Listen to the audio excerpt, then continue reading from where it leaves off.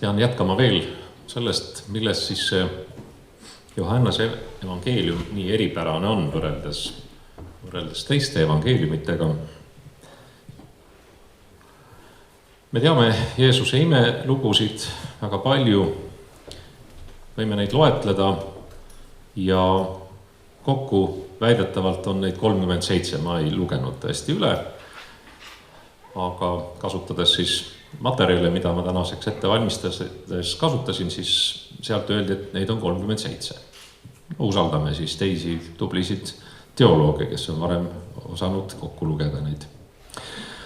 Ehk siis kokku 37, mitte siis Johannese evangeeliumis, vaid kõikides evangeeliumites kokku on 37 ja ainult 8 esinevad neist Johannese evangeeliumis, kusjuures ainult 2 nendest 8 on olemas ka teistel evangelistidel. Ja 1, ehk siis 5000 mehe söötmine Johannese 6, 1-15 on ainus ime, mis esineb kõigil 4. Ehk siis kõik need 37 on siis 4 evangelisti peale ära jagatud, 37 ime, ja ainult 1 on see, mis esineb kõikides 4 evangeeliumis ja see on 5000 mehe söötmine. Ja ainult 2 Johanneselt, mis siis kattuvad, 1 oli siis see 5000 mehe söötmine, Johannese 6, 1-15, ja teine on Jeesus kõnnib vee peal, mis on siis Johannese 6, 16-21. Need 2 imetegu on siis mitte kõige originaalsemad Johannesel. Aga ülejäänud 6 on päris originaalsed ja esinevad ainult Johannesel. Ja jällegi meile tuttavad muidugi. Juba nimetatud Kaana pulma ime, Johannese 2, esimesed 11 salmi, on ainult Johannese poolt edasi antud. Siis Jeesus tervendab kuninga ametimehe poja, on pealkiri siis meie piiblis, Johannese 4, 43-54. Ka see on siis ainult Johannesel. Siis see Betsaita tiik või Betsaita tiik, see esineb päris mitmes imeteos, aga Jeesus nimelt tervendab seal siis ühe halvatu Betsaita tiigi ääres Johannese 5, esimesed 15 salmi, 1-15, ja see esineb ka ainult Johannesel. Siis on üks pime, kes on siis sündinud pimedana ja tema lugu on sellisel kujul kordumatult ainult Johannesel, see on Johannese 9, esimesed 12 salmi.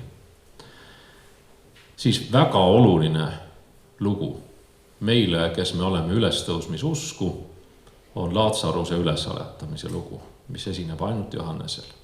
Kusjuures, kui teistes evangeeliumites on Jeesus variseridele ja nendele ülikutele kogu aeg pinnuks silmas, sest ta teeb igasuguseid, õpetab kuidagi valesti ja ei taha päris nagu seaduse kuulekas olla või tõlgendab käsku teisiti või seadust teisiti kui variserid, siis Johannese evangeeliumis saab just Laatsaruse ülesäratamine selleks, võiks öelda, võtme ettekäändeks või põhjuseks, miks ikkagi Jeesus tahetakse kinni võtta ja ära tappa. Ehk siis Laatsaruse ülesäratamine, Johannes 11, 1-45. Ja siis on üks kalasaagi lugu. Seda nimetatakse teiseks imeliseks kalasaagiks. Ja see on Johannese evangeeliumi kõige viimases peatükis. See on sündmus pärast Jeesuse ülestõusmist, kus see on siis Johannese 21, 4-11. Muuseas on neid teolooge, kes ütlevad, et see osa Johannese evangeeliumis on üldse juurde kirjutatud. Aga mulle meeldis see kommentaar, kus oli kirjas, et jah, on küll juurde kirjutatud, aga see on täiendus Johannese enda poolt. Ta täpsustas midagi ja võis juhtuda, et ta oli midagi lasknud kirja panna, aga ja siis oli ajaline vahe ja ta lisas. Ja muuseas, see on väga oluline sellepärast, et see on see peatükk, 21. peatükk, kus just on rõhuasetus Johannesel, keda nimetatakse jüngriks, keda Jeesus armastas, kes oli ka seal järve ääres koos Peetrusega ja seal oli see imeline kalasaak. Ehk siis need on need lood, mis on olemas ainult Johannese evangeeliumis. Kogu aeg meelde tuletama, et ma liiga palju ei räägi.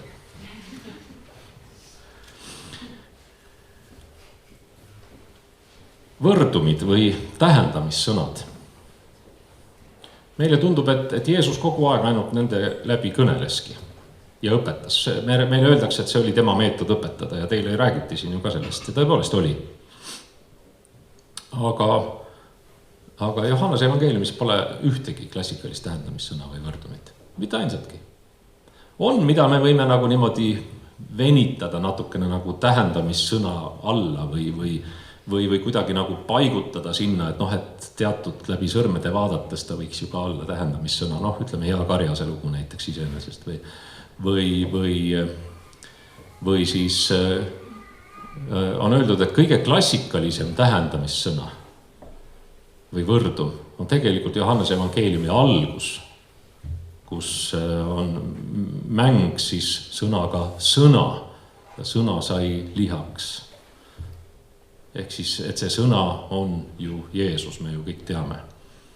Et see on võib-olla siis üks nendest võrdumitest, mida me võime võrdumiks nimetada, aga klassikaliseid lugusid, mida me tunneme teistest evangeeliumitest tähendamissõnadena, Johannesel ei ole. Ja küllap teile räägiti, et need olid need lood, kus öeldi, et Jumala riik on 3 punkti sarnane. See on millegi sarnane. Ja selliseid lugusid Johannese evangeeliumis ei ole. See vastu on Johannese evangeeliumis kõik need mina olen väljendid. Neid on 7, nagu ma ütlesin, aga võiksime ka öelda, et neid on 14, aga sellest siis hetke pärast.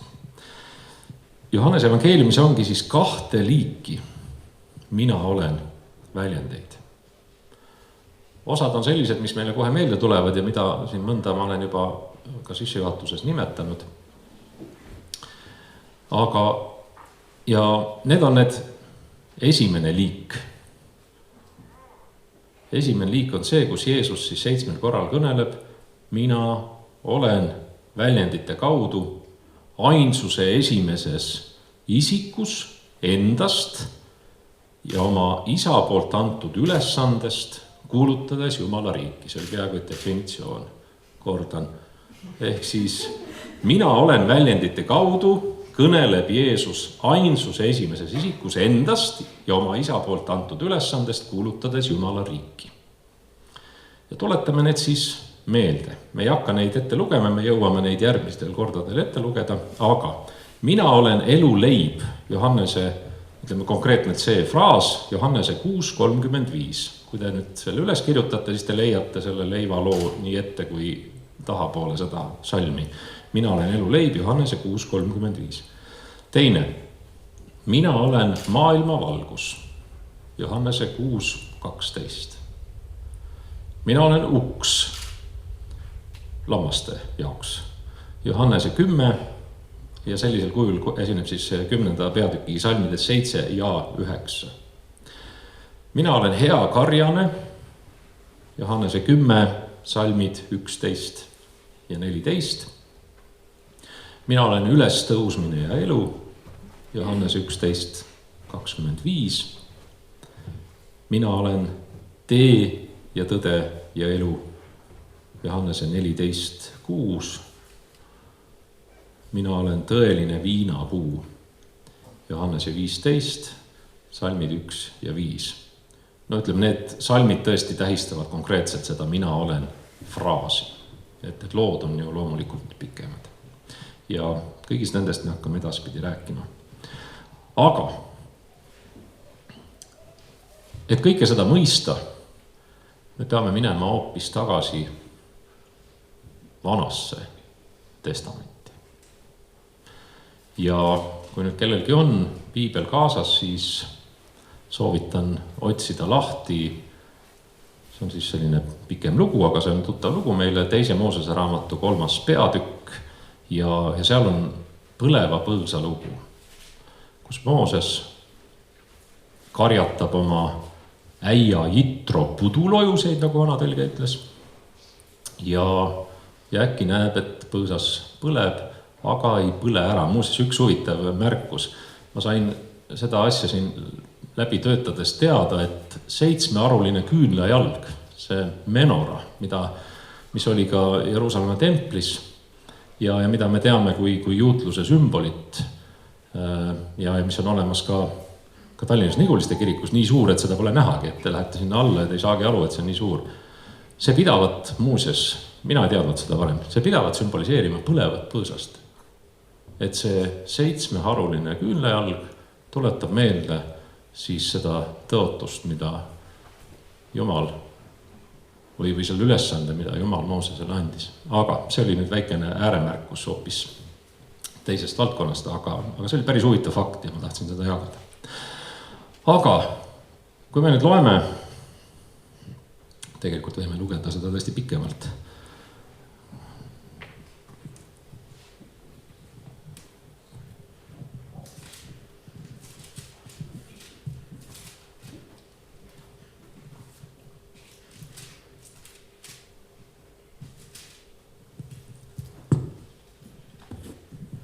See on nii suurepärane lugu tegelikult ja pange tähele, siit hakkab üks kontrast välja tulema, mis puudutab mina olen väljendit. Ja see kontrast tuleb ka, me jõuame selle teemaga kunagi viimase tunni juurde tagasi, aga kui te nüüd teritate kõrvu ja hakkate tähele panema kõiki mina olen või selliseid väljendeid, siis hakkab see lugu kõnelema või see tähendus sõnade taga hakkab välja tulema. 3. peatükk siis, kellel on, võite jälgida. Mooses karjatas oma äia Midjani preestri Jitro lambaid ja kitsi. Kord ajas ta karja kõrbe taha ja jõudis Jumala mäe Hoorebi juurde. Seal ilmutas ennast temale issanda ingel, tuleleegis keset kibuvitsa põõsast ja ta vaatas ja näe, kibuvitsa põõsas põles tules, aga kibuvitsa põõsas ei põlenud ära. Ja Mooses mõtles, ma põikan kõrvale ja vaatan seda imet, miks kibuvitsa põõsas ära ei põle.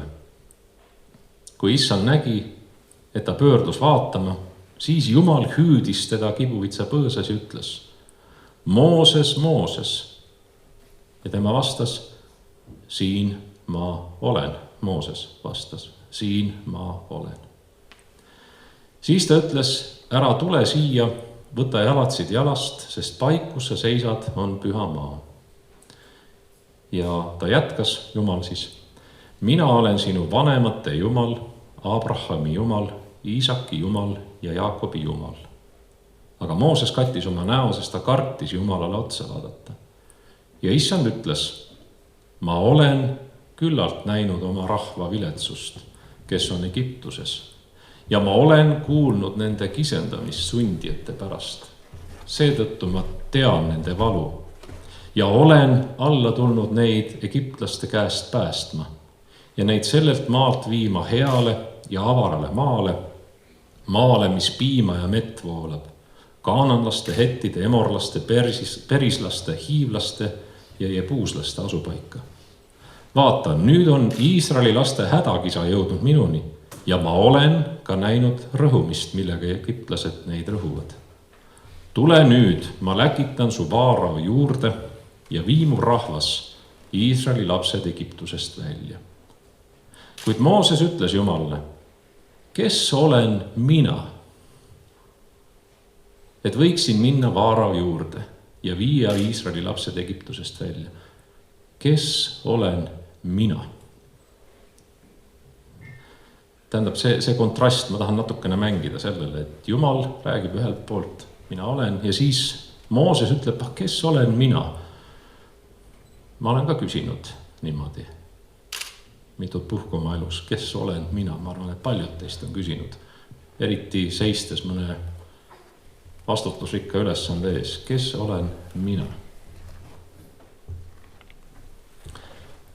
Kes olen mina, et võiksin minna Vaaro juurde ja viia Iisraeli lapsed Egiptusest välja?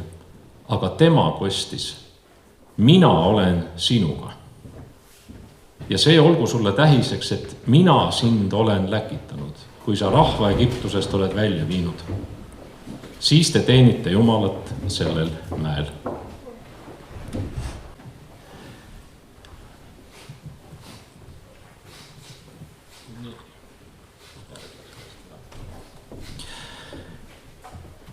Ehk siis, kui Mooses ütleb, kes olen mina, siis ütleb Jumal talle, mina olen sinuga. Ja see olgu sulle tähiseks, et mina sind olen läkitanud, kui sa rahva Egiptusest oled välja viinud, siis te teenite Jumalat sellel mäel. Ja siis Mooses ütles Jumalale, vaata, kui ma lähen Iisraeli laste juurde ja ütlen neile, teie vanemate Jumal on mind läkitanud teie juurde, aga nemad küsivad minult, mis ta nimi on. Mis ma siis pean neile vastama? Iisraeli rahvas, kes oli juba mitusada aastat olnud Egiptuses, ei teadnud midagi oma vanemate Jumalast. Nad olid juba, väga paljud neist olid juba harjunud sellega, et on palju jumalaid. Ehk siis Mooses küsib, et kui ma nüüd lähen sinna tagasi, mis ma siis neile ütlen, et kes see nendest jumalatest siis sina oled? Mooses isegi oli pöördumise hetkel. Mis ma siis ütlen neile? Jumal ütles, see on nüüd väga oluline koht. Ja Jumal ütles Moosesele, mina olen see, kes ma olen. Olen suure tähega meie piiblitõlkes. Ja ta jätkas, ütle Iisraeli lastele nõnda, ma olen, on mind läkitanud teie juurde. Ja siis tuleb üks Jumala nimedest, mis esineb meie piiblis ainult 2 korral. Ja Jumal ütles Moosesele veel, ütle Iisraeli lastele nõnda, Jahve, teie vanemate Jumal, Abrahami Jumal, Iisaki Jumal ja Jaakobi Jumal on mind läkitanud teie juurde. See on igavesti mu nimi ja nõnda peab mind hüütama põlvest põlve. Ehk siis omamoodi sõnamäng, ma olen, kes ma olen. Ja Jahve siin siis nimena esinev. Muidu ta on Vana-testamendi piiblis meil issandana uues tõlkes kirjas ja varem Jehovana. Ehk siis issand suure tähega. Mina olen on Jumala nimi. Või täpsemalt seda kasutas Jumal iseenese kohta. Mina olen. Ja küllap te nüüd juba mõistate, miks see nii oluline on, kui me tuleme Jeesuse väljendite juurde. Kui Jeesus ütleb ka, mina olen. Ehk siis mina olen oli kõnelenud Vanas testamendis, nii-öelda Vanas testamendis. Mina olen oli kõnelenud Moosesega. Jumal oli kõne, see tähendab, Jahve tähendab, ütleme, Jahve tähendus või sarnane tähendus on olema või olen. Ehk siis Jumala nimi on ma olen, mina olen. Ja kui nüüd Jeesus kõneleb, mina olen, siis see on päris oluline meile teada.